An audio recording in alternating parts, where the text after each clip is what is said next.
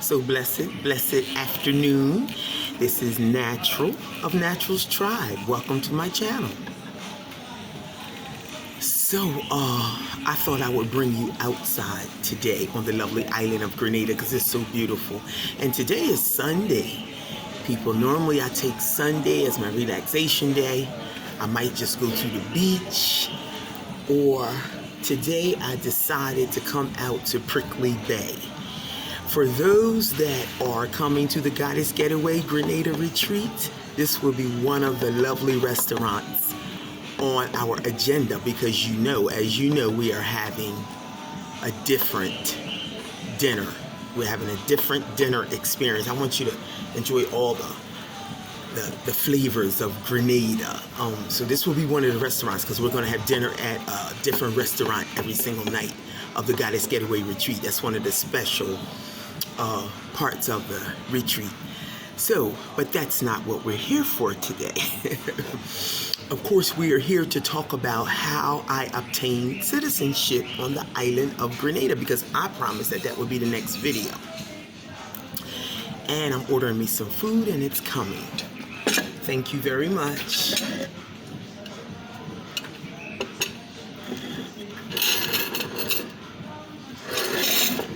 So anyway, I thought I would bring y'all out with me today. So, because it's a beautiful thing making videos at home. I just moved into my new brand apartment. It's a small, intimate one space. That'll be the next video. But today I wanted to share with you how I obtained citizenship. So what I need to say first, I need to share with you first, is that whenever you're coming or moving, whether it's a sabbatical, whether it's a visit, whether it's a permanent move, you want to do your own research. You want to do your research on the population, how many people live in the country, the statistics of the people, as far as Grenada itself is 98% African. And I knew I wanted to live around my people. And that's the bottom line. So, once you do your research, and you have to do it, you have to figure out what you like, what your plan is. You have to have some kind of goal, a certain set of money. You're not just going to move to these countries without doing your research. Please don't try that. It can be devastating, because it can be devastating with doing your research. So you really want to do your research, people. You want to find out what dating is like, what the cost of living is like. You know, a lot of people said, well, Natural, how can you afford Grenada? Isn't it expensive? They said the same thing about Antigua. Antigua's supposed to be one of the most expensive islands out here. But let me tell you something about me, and this is something you have to learn about yourself. I live a simple life. I really do. I live a simple, I'm going to tell you how simple I live. Since I left y'all, I bought a washing machine yesterday. I had it delivered yesterday. Now, I've been living on island since 2006. This is 2021, and I've been washing by hand. I've been washing by hand, people. So, but I loved it. It was meditative. It was serene and peaceful for me. I would call it my me time and wash my clothes. All my clothes are thin. I make all my clothes. I make sure my fabrics be nice and island thin. And so you have to know these things about you, because in that case, you won't be needing a washing machine. You understand? But it's just me. And it's been just me for a long time. I've been kinging and queening for a really, really long time, which can get boring, but it is what it is. You know, you gotta wait your turn. So I'm still waiting my turn. And so I live a simple life. So I didn't have to worry about all this expense. I eat a lot of fruits and vegetables. See this banana tree behind me? Now I got one in my yard. I'll be waiting for it to bear fruit so I can pull all the bananas off and put them in my sea moss, or put them in my food, because you got fig, green banana, before it's yellow and sweet for you to eat. Well, I use it all types of ways. I can use it when it's the green fig. I can use it when it's ripe, I can use it, whatever way. I'm just saying that's food behind me. So I have a lot of friends, and I'm going to say friends, yeah, because people start loving on you when you arrive and you got a certain kind of character and personality, because all that matters. All that matters. You'll hear me talk about that a lot, whether it's entrepreneurship, whether it's starting a business, whether it's moving to another country. When you acclimate yourself into villages and communities, it's a sign of respect. I'm talking about acclimating yourself properly, not acting like you better than or scared of somebody or don't want to be touched or, those things. I'm just saying, you have to acclimate yourself properly into communities, to be accepted and, for people to accept you and for you to accept people. So it's just part of it. Hold on for a second. I'm just looking around. There's quite a few people coming off the boats and the yachts. And it's just a beautiful thing. The water is to the right of me. Let me show y'all a little bit. I'm sorry. So the water is to the right of me. I don't know if you can see people coming off the boats. And it's just a beautiful thing. And there's some of the restaurant. So anyway, I'm sitting here trying to stable myself. So do your research. Do your research before you come. Whatever's important to you, do your research. If it's important for you to live somewhere where it's not so expensive, because you're going to need all the things, the glorious things that you leaving in America, then do the research. Because see, I'm one of those ones who left all that. I sold everything, everything for sale. And I was in a beautiful home when I left. Had just bought it, lived in it about 4.5 years. The first time home buyer program, lived in it about 4.5, 5 years. Sold everything, leather furniture and everything, and go. Because I figure whatever I need, I can get here. And if I can't get it here, then it ain't meant for me to have. Then, because see, I'm going into a new environment, a whole new life. Why would I want to drag United Snakes or Murdoch into a brand new life? That didn't make sense to me. It might make sense to you, but it didn't make sense to me. And what makes sense to me don't have to make sense to you. This is just one person sharing their personal experience about how she obtained citizenship. I'm just going through the whole beginning of what you should do about your research. Is vitally important. Don't forget that. Let that be number one. So, I came here and I stayed for a year. They give you 90 days. They give you 90 days. Most countries give you 90 days, but I'm talking about this particular one.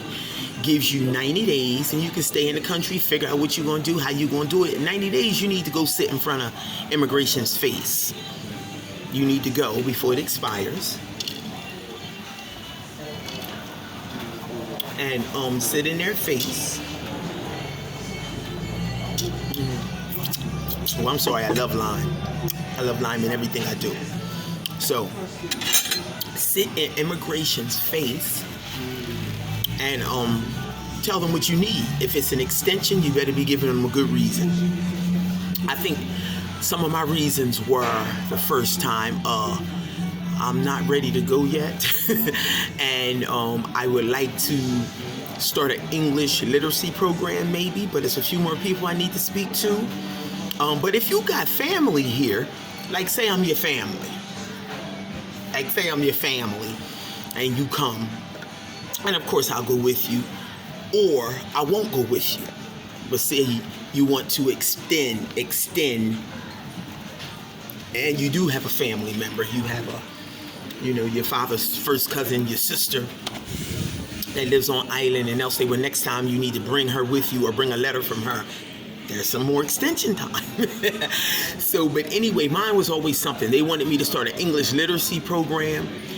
And then I was starting a school with a friend of mine who is now transitioned. We was doing a school to bridge the gap between seniors and youth.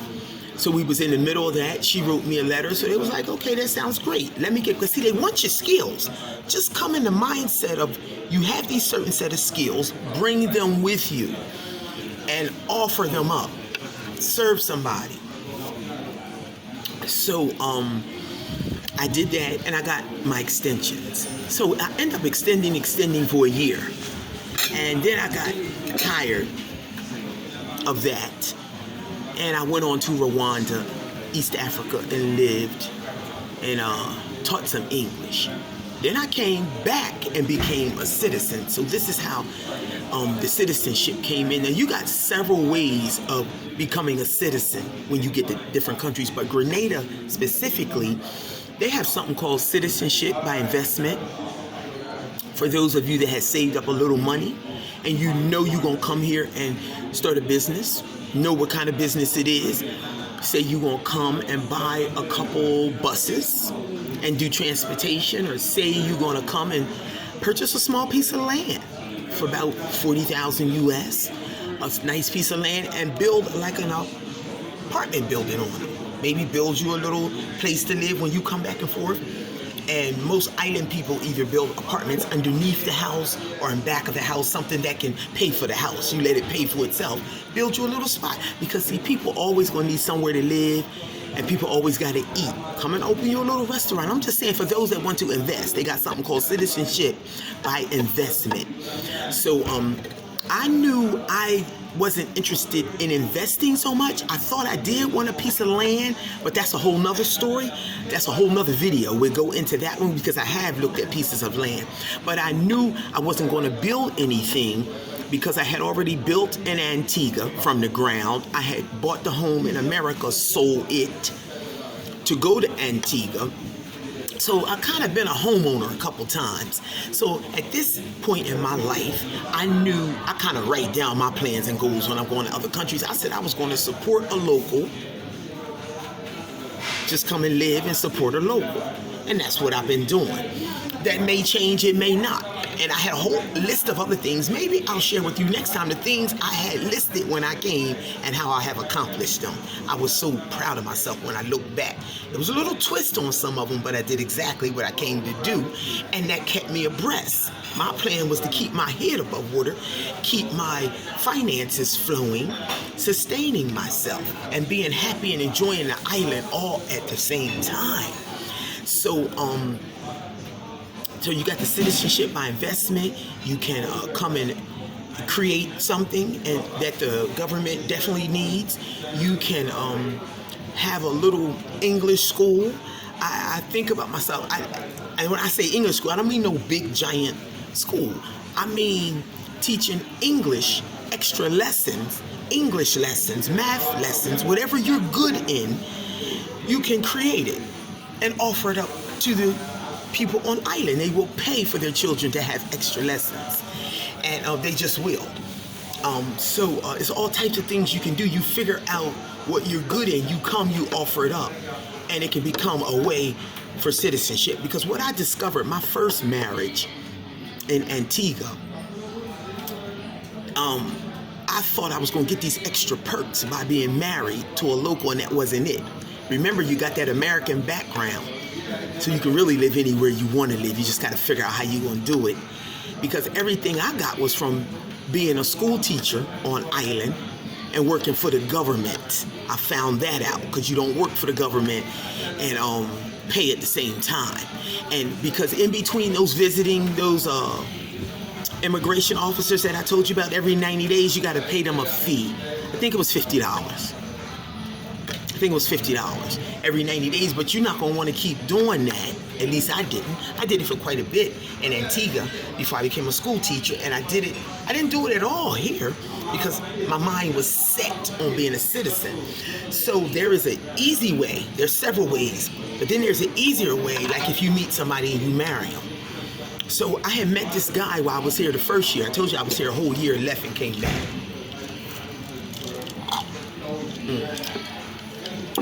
So I had met this king man, and we were just friends the first time. He was really supportive of my business. Really supportive of my business. I'm talking about, I crochet crowns for the Rasta community and everything.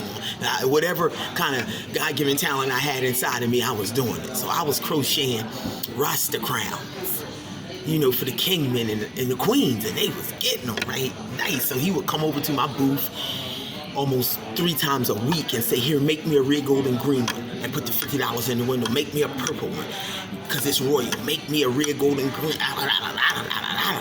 every day. So he was real supportive of my business. So we became friends.